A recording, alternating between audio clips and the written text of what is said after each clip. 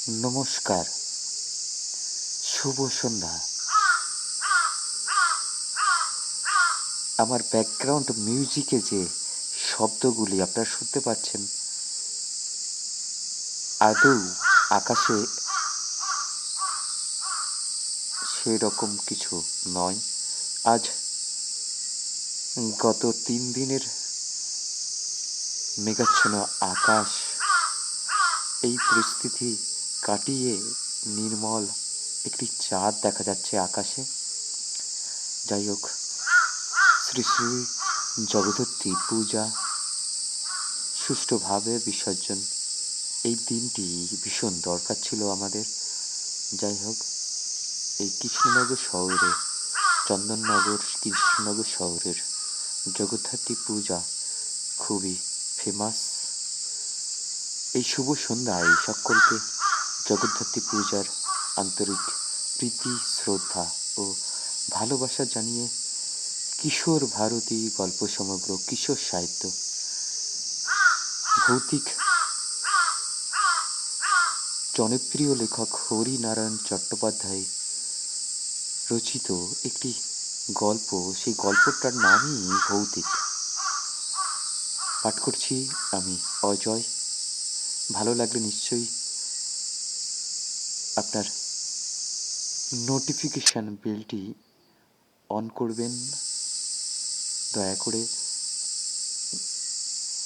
পরবর্তী গল্পগুলি পেতে, এবং সাবস্ক্রাইব করবেন চ্যানেলটি। শুরু করছি জনপ্রিয় লেখক হরিনারায়ণ চট্টোপাধ্যায় রচিত ভৌতিক। বাড়িটা একেবারে শ্মশানের ধারে।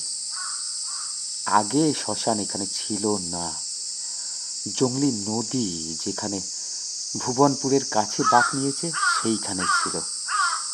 জংলি নদী বড় অস্থির, প্রতি বছর ঠাই বদল করে সরতে সরতে এখানেই চলে এসেছে, তাই শ্মশানেও সরে এসেছে। বাড়িটা একেবারে খালি। চেহারা দেখে মনে হয় যা বহু বছর ধরে এখানে কেউ বাস করছে না।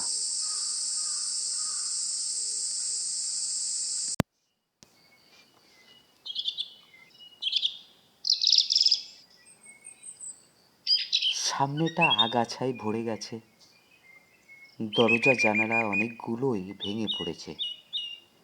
দেওয়াল নোনা ধরা, বিবর্ণ। পাড়ার সবাই বলে বাড়িটাতে ভূতের উপদ্রব আছে। কোথাও হাওয়া নেই। হঠাৎ জানালা দরজাগুলো খটখট করে খুলে যায়। ভিতর থেকে হো হো শব্দে অট্টহাসি ভেসে আসে। যারা রাত বিরেতে মরা নিয়ে শ্মশানে আছে তারা অনেক কিছু দেখেছে। জলজলে দুটি চোখ বেলগাছ থেকে সরসর করে নেমে বাড়ির দেওয়ালে মিলিয়ে গেল। বিশেষ করে কাজ ছাড়া পাড়ার লোকেরা সন্ধ্যার পর এদিকে বিশেষ হাঁটে না। আমি শহরের ছেলে, পরীক্ষার ছুটিতে মামার বাড়িতে এসেছি। শহরে ভূত প্রেতের অস্তিত্ব কম বলেই বোধ হয় ভূত আমার খুব নাড়া দেয় না। সঙ্গী জুটে গেল। ঘোষদের বাড়ির রতনদা, সেও কাকার বাড়ি বেড়াতে এসেছে শহর থেকে, কলেজের ছাত্র।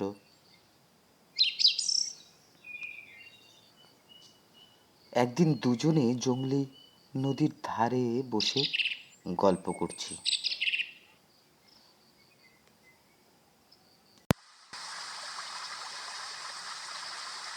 গ্রামের ছুতোর মিস্ত্রি নেপার সঙ্গে দেখা। বয়স হয়ে গেছে নেপার, কিন্তু এখনো শরীরে অসুরের মতো শক্তি। হাতের কাজও খুব চমৎকার। আমাদের দেখে বলল, কি গো দাদা বাবুরা, হাওয়া খাচ্ছ? কিন্তু আর ওদিকে যেও না, সন্ধ্যা হয়ে এসেছে। এবার বৃন্দাবন বাবু বের হবেন। কে? কে? বৃন্দাবন বাবু? আমি কৌতূহল চেপে রাখতে পারলাম না। নেপা দুটো হাত জোড় করে কপাল ঠেকিয়ে বলল, নাম করলাম কি জানি, বলাতে কি আছে, ওই যে উকুল বাবু গো, ওই মল্লিক বাড়ির মালিক। সেই পুরো বাড়িটার নাম যে মল্লিক বাড়ি সেটা জানা ছিল, তাই বললাম ও বাড়ির মালিক তো বেঁচে নেই। নেপা চাপা গলায় বলল, বেঁচে আছে? আমি কখন বললাম? রতনদা বলল, তবে এই যে বললে বেড়াতে বের হবেন, না তোমাদের, তোমরা একেবারে কচ্ছি ছেলে, বেঁচে না থাকলে বুঝি বেড়ানো যায় না? ওদের তো সূক্ষ্ম শরীর, দেখা যায় না, কোথাও কিছু নেই, দেখবে বাতাসে শুকনো পাতার স্তূপ ঘুরপাক খেতে খেতে এগিয়ে চলেছে, বুঝবে তারাও চলেছেন। অবশ্য মাঝে মাঝে শরীর নিয়েও দেখা দেন। অমাবস্যার রাত্রে অনেকে দেখেছে গাউন পরে বাগানে চায়ে পাইচারি করছেন। আমরা তর্ক করতে গেলাম না, তাহলে নেপার মুখ থেকে আসল কাহিনী শোনা যাবে না, তাই বললাম, বৃন্দাবন বাবু মারা গেলেন কিসে নেপাদা? নেপা এদিক ওদিক চেয়ে ফিস ফিস করে বলল, অপঘাতে, অপঘাতে, তা না হলে এই অবস্থা হবে কেন? আমরা আর কিছু বললাম না। নেপা যেভাবে চেপে বসলো তাতে বুঝতে পারলাম সে নিজের থেকেই সব কিছু বলবে। ঠিক তাই নেপা বলে চলল, বৃন্দাবন বাবুকে মেরে ফেলা হয়েছিল। ভোরবেলা তাকে বাগানের মধ্যে পাওয়া গিয়েছিল, পিঠে তার বর্শা বেঁধা। বর্শা? হ্যাঁ, কে কাজ করেছে অনেকেই জানতো, কিন্তু পুলিশ অনেক খুঁজেও তার পাত্তা পায়নি। সে কি? হ্যাঁ, তার আমরা সবাই জানতাম, এই হারু সর্দারের কাজ। বিখ্যাত ডাকাত হারু সর্দার। ডাকাত বৃন্দাবন বাবুকে মারতে যাবে কেন? পুরনো দিনের বিস্মৃত প্রায় ঘটনা মনের মধ্যে সাজিয়ে নিয়ে নেপাক বলতে আরম্ভ করল, তাহলে শোনো দাদা বাবুরা, ডাকাতি করার সন্দেহক্রমে হারু সর্দার ধরা পড়ল একদিন। বৃন্দাবন সরকারি উকুল হারু যাতে জেল হয় তার জন্য প্রাণপণ চেষ্টা করল। 5 দিন ধরে চোখা চোখা সাওয়াল কাঠগোড়ার মধ্যে হারু বন্দি সিংহের মতো ফুলে ফুলে উঠছে। সবাই বুঝতে পারছে হারুর আর নিস্তার নেই, অনেক বছরের জেল হবে নির্ঘাত। কিন্তু কোথা দিয়ে যে কি হয়ে গেল। জজ সাহেব হারু সর্দারকে বেকসুর খালাস করে দিলেন। রায় বের হবার ঠিক পরের দিন বৃন্দাবন বাবু খতম। সেই থেকে বৃন্দাবন বাবু বাড়ি ছেড়ে কোথাও যায়নি, এখানেই ঘোরাফেরা করেন।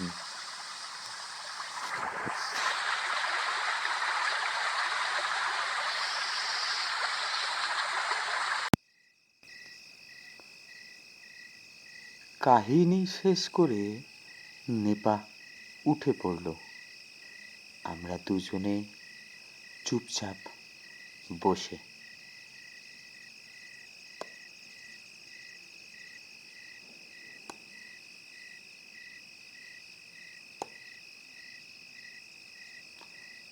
চারিদিকে সন্ধ্যার অন্ধকার নেমেছে।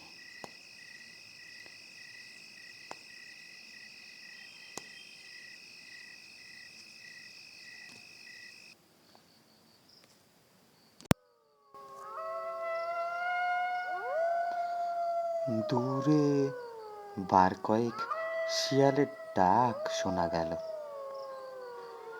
মল্লিক বাড়ির বিরাট কাঠ মোটা দৈত্যের মতো দাঁড়িয়ে রয়েছে।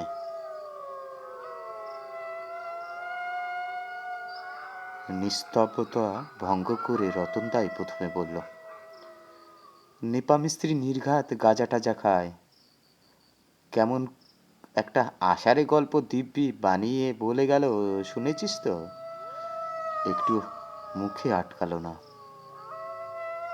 হ্যাঁ হ্যাঁ, আমিও হাসলাম, বললাম, ঠিক বলেছ রতনদা, মরা উকিল এখনো তার বাগানে পায়চারি করে হাওয়া খায়।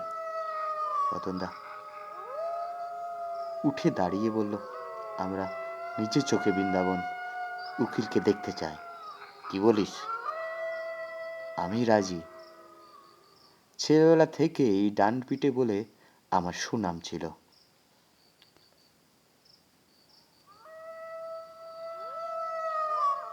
শহরে বিশেষ সুবিধা পেতাম না।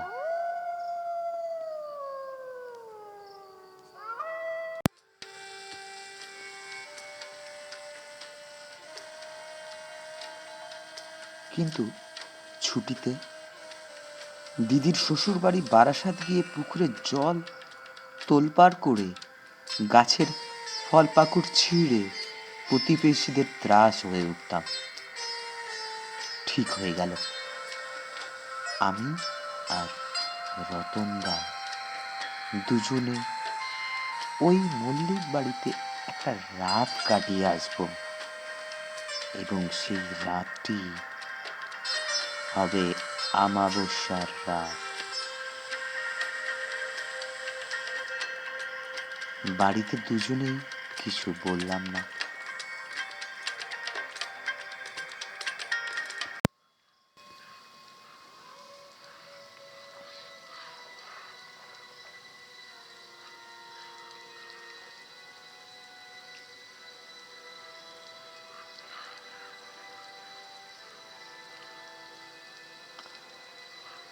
বললে যদি আপত্তি করে, যেতে দিত না। ভাগ্যক্রমে জুৎসই সুযোগও আমাদের, তাই জুটে গেল। খবর পেলাম জংলির ওপারে দেউলপুরে যাত্রা হবে, কলকাতার বিখ্যাত যাত্রা, যাকে বলে সোনায় সোহাগা। একেবারে সারা রাত যাত্রা শুনে পরের দিন ফিরবো, এই বলে বাড়ি থেকে বের হলাম।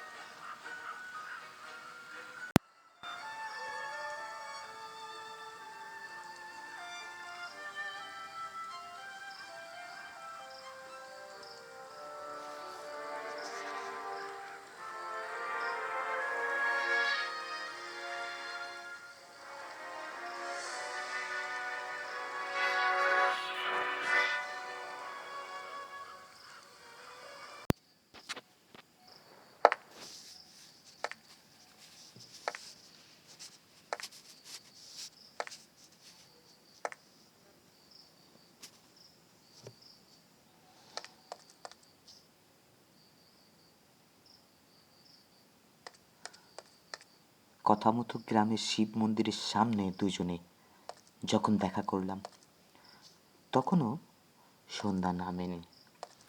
রতনদা বলল, আলো থাকতে থাকতে চল মল্লিক বাড়িতে মধ্যে ঢুকে পড়ি। ভূত প্রেত নেই জানি, কিন্তু সাপ খোপ তো থাকতে পারে। মল্লিক বাড়ির গেট বরাবর যখন গিয়ে পৌঁছালাম, তখন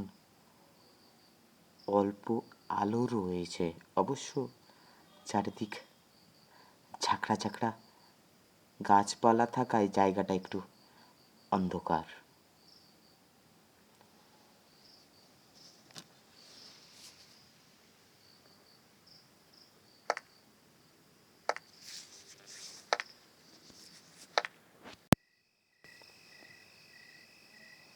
গেট পার হবার সঙ্গে সঙ্গে তক্ষক ডেকে উঠল।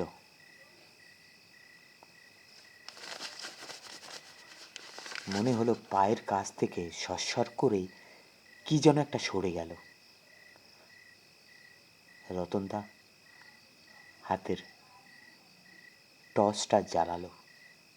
খুব কমজোরের বাতি, কিছুই দেখতে পেলাম না।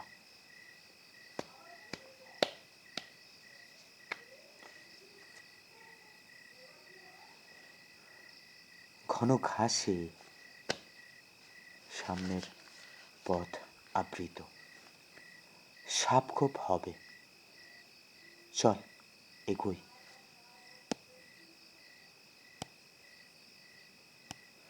বলে রতনদা এগিয়ে চলল, পিছন পিছন আমি।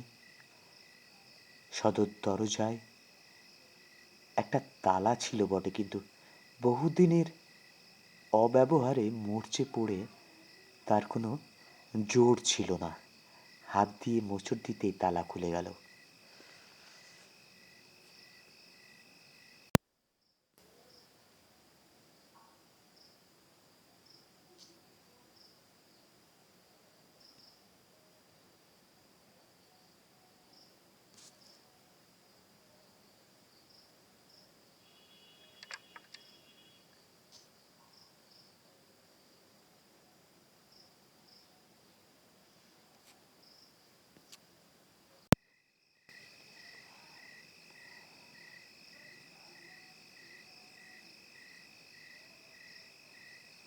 আমরা ঘরের মধ্যে ঢুকলাম। দাঁড়া, রতনদার নির্দেশে দাঁড়িয়ে পড়লাম। কাঁধের ব্যাগ থেকে একটা দেশলাই আর মোমবাতি বের করে রতনদা জ্বালালো।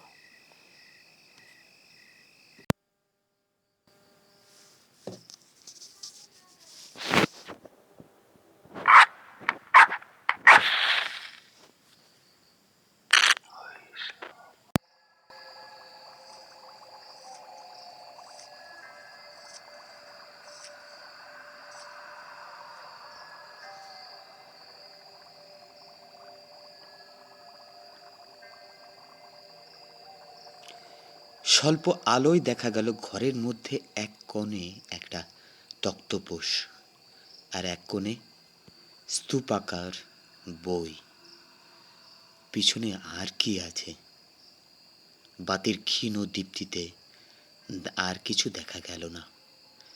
এটা বোধ হয় বৃন্দাবন উকিলের বসার ঘর ছিল। তুই এ ঘরে থাক, আমি একবার পাশের ঘরে দেখে আসি। আমি তক্তপোষের ওপর বসলাম। রতনদা গেল পাশের ঘরে। পাশের ঘরে যাবার কৌতূহল আমারও ছিল, কিন্তু ঘরের মেঝেতে ধুলোর পরিমাণ দেখে ঘোরাফেরা করার ইচ্ছা সম্বরণ করলাম।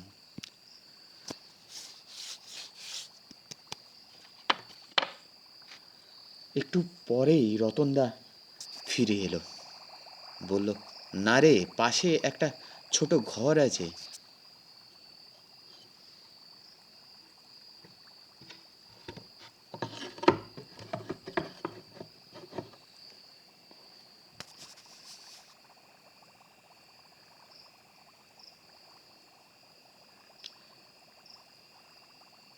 সেখানে শোয়া চলবে না, আজ দুজনেই এই তক্তপোষে শোবো, কেমন? ব্যাগ থেকে একটা চাদর বের করে রতনদা তক্তপোষের উপর সেটা বিছিয়ে দিল।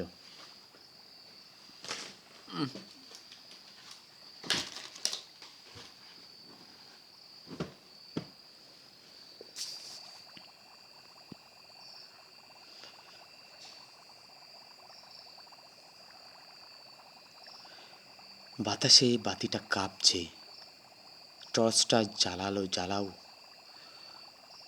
না, আমি বললাম, বাতাসে বাতিটা কাঁপছে, টর্চটা জ্বালাও না। আমি বললাম, বেশি ব্যাটারি নেই, টর্চটা পরে দরকার হতে পারে। দুজনেই খেয়ে বেরিয়েছিলাম, কাজেই খাওয়ার প্রশ্ন নেই। এখন শুধু বৃন্দাবন মল্লিকের অপেক্ষা। রতনদা আমার পাশে এসে বসলো।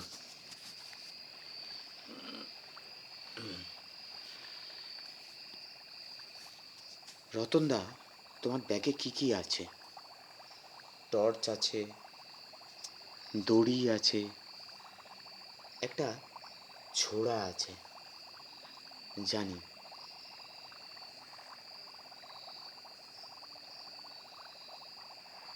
আমি তার উত্তরে কি একটা বলতে গিয়েও থেমে গেলাম।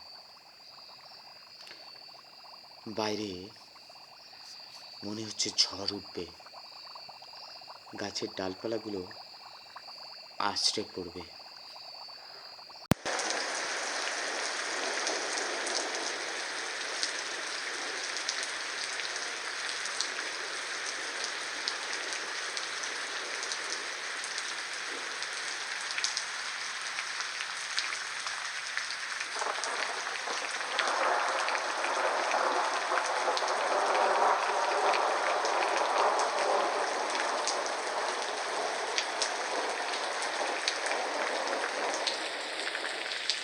কিরে, ভয় পাচ্ছিস?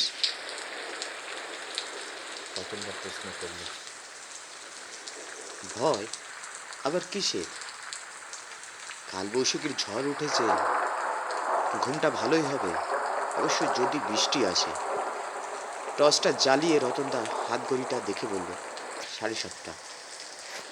আরে আয়, শুয়ে পড়া যায়, বলা যায় না, মাঝরাতে যদি জাগতে হয়।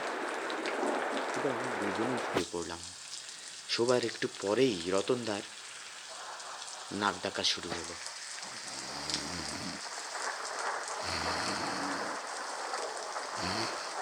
আমার এতে ঘুম এলো না, চুপচাপ শুয়ে রইলাম।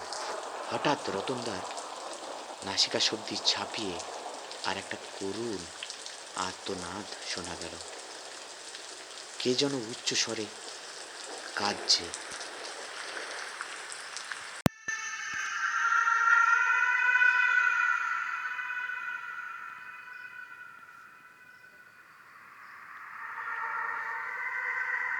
কিন্তু এই যেন শিশুর কান্না, আর খুব কাছ থেকে ভেসে আসছে সেই ক্রন্দনধ্বনি।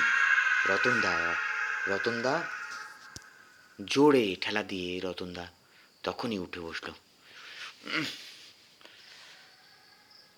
ঘুম চড়ানো গলায় বলল, কি রে, কি হয়েছে? কি কাঁদছে শোনো।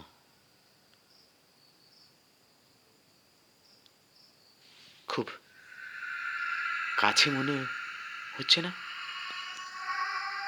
রতনদা কিছুক্ষণ মন দিয়ে শুনে হেসে উঠল। বলল, ধুর, তুই বুঝি এই প্রথম গায়ে এলি? ও তো শকুনের বাচ্চার কান্না, ঠিক মানুষের কচি ছেলের মতো কাঁদে। শ্মশানের কাছে গাছে শকুনের বাসা হয়। কথা শেষ করেই রতনদা পতন ও নিদ্রা। বিশ্বের যেমন ইচ্ছামতো মৃত্যু ছিল, রতনদার সেই তেমনই ইচ্ছা নিদ্রা। কি করব, আমিও শুয়ে পড়লাম। ঘুম এলো না। শুয়ে শুয়ে ভাবতে লাগলাম, মোমবাতিটা কখন একসময় নিভে গেছে। রতনদার টর্চটা নিজের বালিশের তলায় রেখেছি, যদি দরকার হয়। এখন রাত নিশ্চয়ই অনেক। বৃন্দাবন মল্লিকের দেখা নেই। মুখে মুখে কত যে অলিক ভৌতিক কাহিনী রটে, এটাই তার প্রকৃষ্ট প্রমাণ।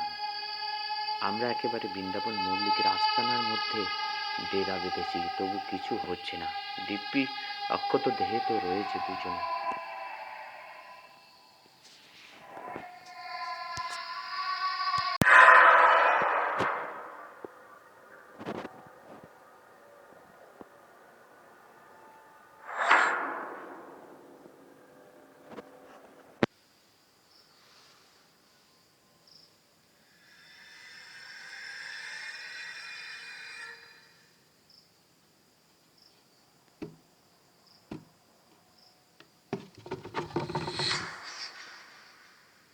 খুটখাট খুট চমকে মুখ ফেরালাম। শব্দটা পাশের ঘর থেকে আসছে। এক দৃষ্টিতে দেখতে দেখতে মেরুদণ্ড পেয়ে একটা শীতল প্রবাহ অনুভব করলাম। গায়ের লোমগুলো খাড়া হয়ে উঠেছে, কপাল থেকে ঘামের ধারা গড়িয়ে পড়েছে। লোমগুলো খাড়া হয়ে উঠেছে, কপাল থেকে ঘামের ধারা গড়িয়ে পড়ছে।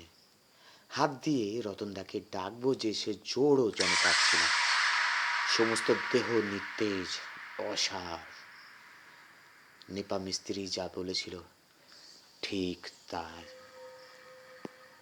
খুব অস্পষ্ট, কিন্তু দেখতে বিশেষ অসুবিধা হচ্ছে না। বড় বড় গোলাকার দুটো চোখ রাত্রে যেন জ্বলছে। সেই জ্বলন্ত কটাক্ষ আমার উপর ন্যস্ত। গায়ে কালো গাউন, জানালার এদিক থেকে আর একদিক পর্যন্ত বৃন্দাবন মল্লিক চলে বেড়াচ্ছে। খুব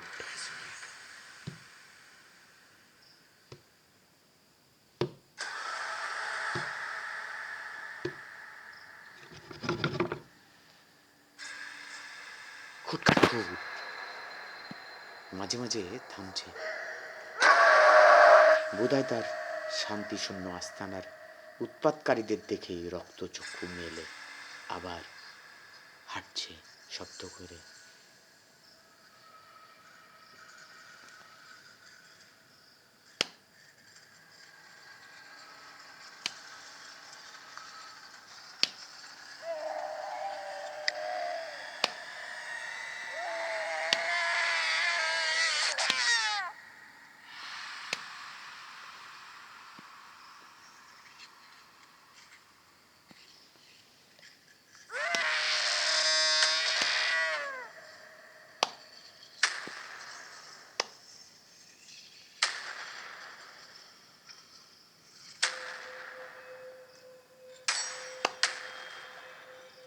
আমাবস্যা, আকাশে চাঁদ নেই, শুধু এক মুঠো তারা। নিষ্প্রভ আলো এসে ঘরের মধ্যে পড়েছে। দুটি চোখ যেন ক্রমেই এগিয়ে আসছে আমার দিকে। বৃন্দাবন মল্লিক এবার শাস্তি দেবে। হারু সর্দার তাকে খতম করেছে। হারু সর্দারকে সে মেরে প্রতিশোধ নিতে পারত, কিন্তু ভূতদের প্রতি হিংসা নেবার পদ্ধতি বিচিত্র। তাদের যত রাগ, যারা তাদের আস্তানায় হানা দেয় তাদের ওপর। আরো এগিয়ে আসছে দুটো চোখ। এবার এবার নিস্তার নেই। চিৎকার করে উঠলাম। তারপর আর কিছু মনে নেই।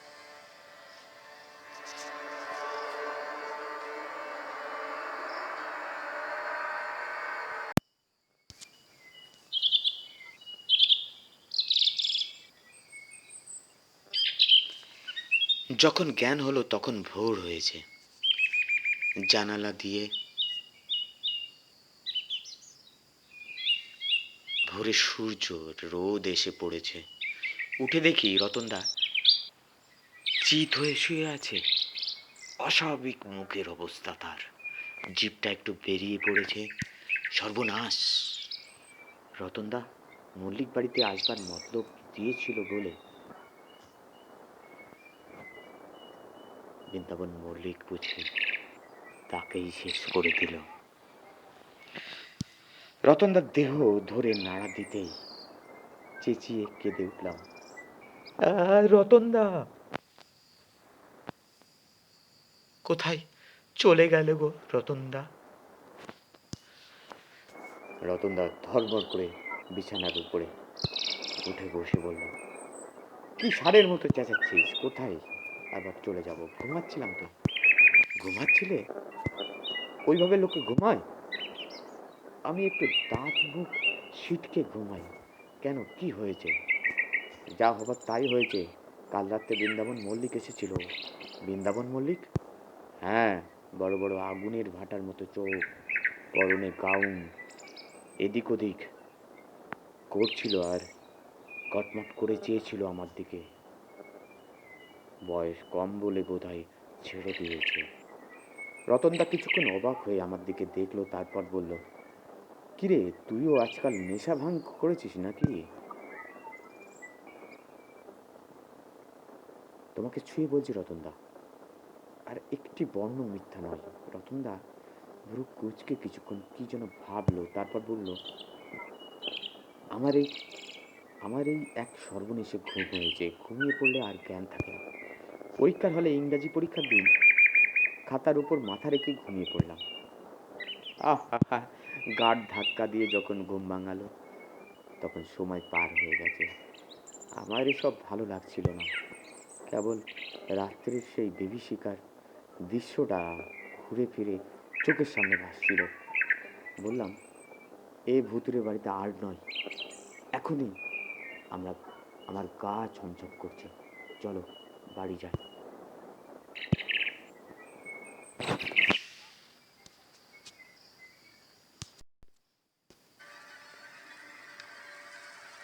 রতনদা উঠে দাঁড়ালো, খানিক এগিয়ে থেমে পড়ে বলল, দাঁড়া, দিনের আলোয় একবার ঘরগুলো ভালো করে দেখে তো নি। ঘরের এ কোণ ও কোণ দেখল রতনদা। বইগুলোর উপর মাকড়সার চাল, মেরামতের ছাদ বোধহয় ফুটো হয়ে গেছে, দেওয়ালে দেওয়ালে কেমন জলের ধারার চিহ্ন। রতনদা নিচু হয়ে তক্তপাশের তলাটাও দেখল, নিচে কিছু নেই। তারপর পাশের ঘরে চলে গেল। একটু পরেই রতনদার উচ্চ হাসির শব্দ কানে এলো। ও হো হো হো, কি হলো? এত হাসির কি পেলে? আমি জিজ্ঞাসা করি। রতনদা হাসতে হাসতেই বলল, আরে এই যে তোর বিদ্যাপন মল্লিক এখানে বসে। হা হা হা। সে আবার কি? বলতে বলতে পাশের ঘরে চৌখাটে গিয়ে দাঁড়ালাম। কোণের দিকে চোখ ফিরাতেই আমি অবাক। একটা ছেঁড়া গাউন গায়ে জড়ানো, আগুনের মতো দুটো চোখ মেলে আমার দিকে চেয়ে রয়েছে। বিরাট আকারের একটা প্যাঁচা।